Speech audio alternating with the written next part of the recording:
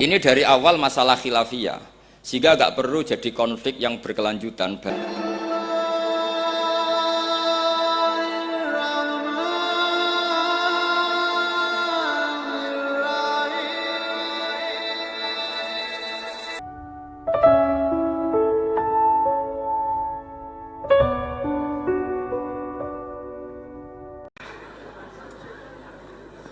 Ini ngendikane beliau tentang meminimalkan konflik. Ini saya baca di bab Al-Mithalul Awal. Jawazu hibati thawabil qiraah wa shadaqah lil mayyit wa wusuli thawabil qiraah wa a'malil birril mayyit. Kita berkeyakinan bahwa yasinan, tahlilan itu sampai ke mayit. Itu boleh kita hadiahkan dan sampai ke mayit. Kata Bali Maksum, wa wa min masailil furu' al khilafiyah. Fala yajuzu bi sya'nihi itharatul fitan wal jidal wal inkar. Alal qail wal amili bihi wala alal mukhalif. Ini dari awal masalah khilafiyah, sehingga gak perlu jadi konflik yang berkelanjutan, baik kita menuntut yang melakukan itu atau menuntut yang menentang itu. Karena dari awal ini masalah furu'iyah. Sing nglakoni nggih monggo, sing nentang nggih napa? Monggo. Selama ini kan kita yang melakukan memaksa orang lain menerima, yang menentang memaksa orang lain menghentikan. Ini tidak fair, kata Bali.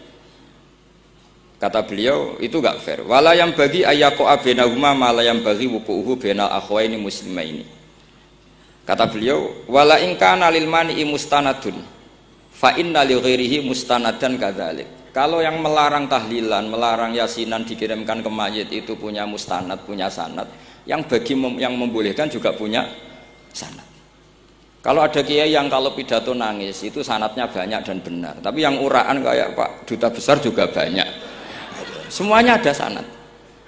Jadi kata beliau sederhana saja, kalau al-mani'un, orang yang menolak itu punya sanad, kita yang membolehkan juga punya sanad. Tapi kata beliau dengan enteng, dengan ceria, ini masalah furu'iyah. Enggak perlu jadi itharatul fitan wal jidal wal khisom. Kata beliau enggak perlu jadi perdebatan. Makanya pesan saya sama santri-santri kerap ya, sebetulnya masalah kita ini tercerabut dari ilmu.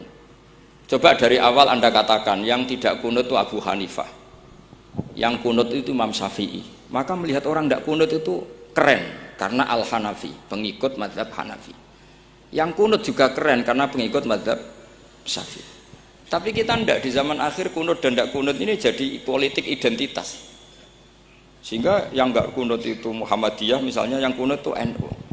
Mana ada Basim Asy'ari sebagai mujaddid atau mujtahid yang mengharuskan kunut, atau Ahmad Dahlan yang melarang apa?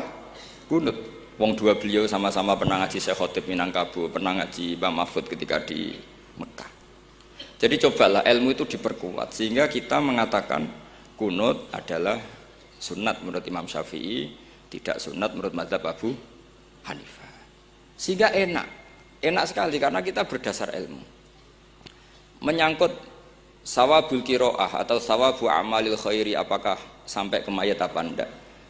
Ini kata beliau, kata Mbah Ali Maksum, beliau justru menukil Ibnu Taimiyah yang notabene sering dipakai dalil para orang-orang sana.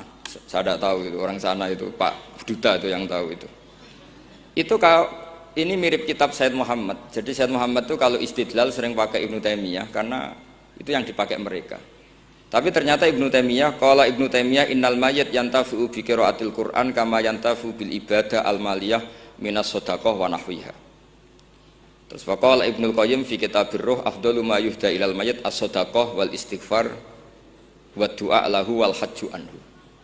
Artinya gini, kita sekarang ini tidak pernah kayak Bali Maksum pakai dalil jawazu ihda lil mayyit itu berdasar Ibnu Taimiyah dan Ibnu Qayyim.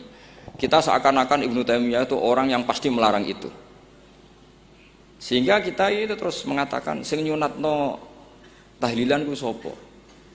Mbah Hasim atau Mbah Fakih atau siapalah, meskipun riwayat ini mukhtalifah dari Mbah Hasim.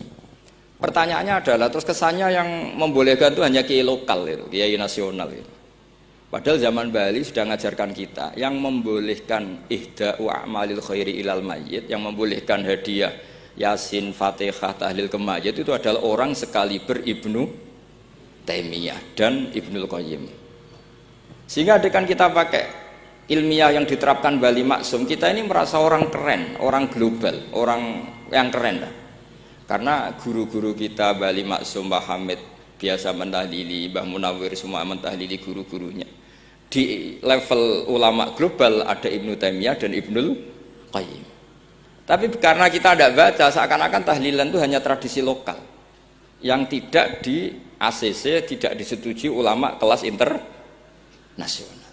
Padahal di sini jelas diceritakan Ibnu Taimiyah berpendapat qiraatul Quran yang dihadiahkan ke mayit atau tahlil itu boleh.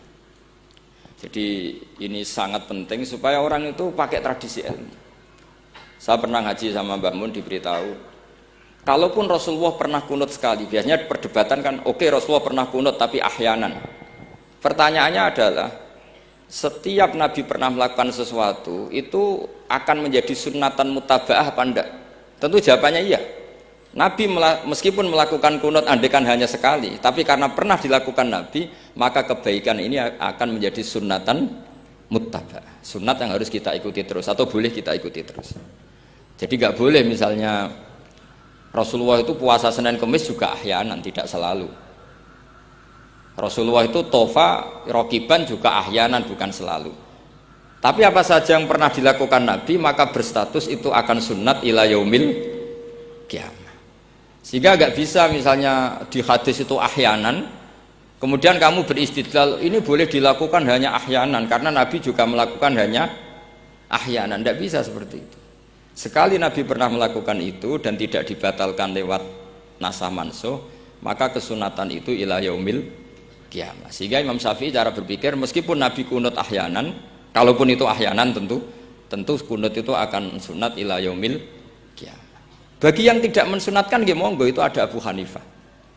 Makanya kata Mbah Maksum, kata Mbah Ali Maksum di sini diberi muqaddimah, wa wa min masailil furu' al khilafiyah fala yajuzu bi sya'nihi itharatul fitan wal jidal wal ingkar alal qail wal amili bih wala alal mukhalif.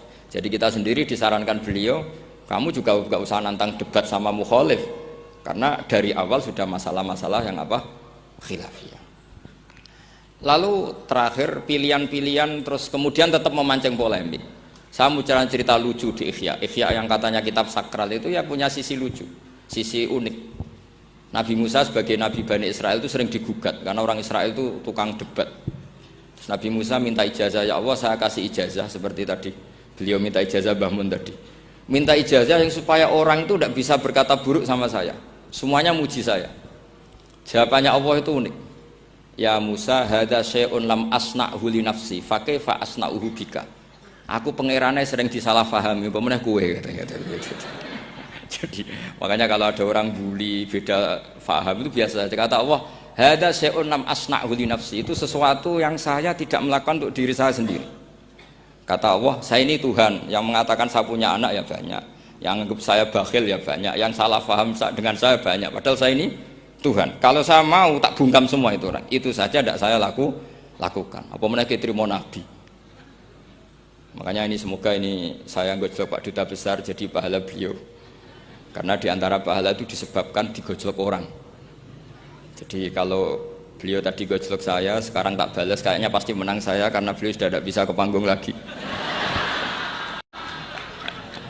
Yang jelas saya kagum, ya saya puji betul Gus Zofur ketika dari awal memberi gelar Ad-Dobosi tadi ternyata betul.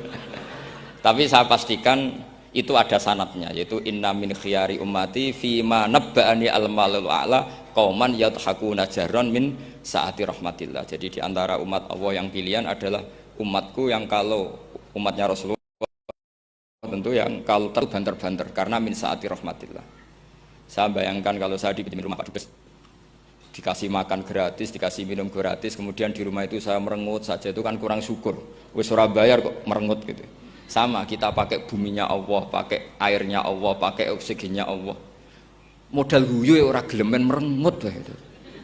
Itu kalau Allah tersinggung pasti Allah ngendikan falyatu probban siwa iwal yakhruj min tahti ardi wasama. Silahkan mencari Tuhan selain saya kata Allah dan keluarlah dari langit saya, dari bumi saya, daripada diusir pangeran wis ning donya ceria wae, guyu wae, sementing aja dhewean apa guyu wis ngoten mawon.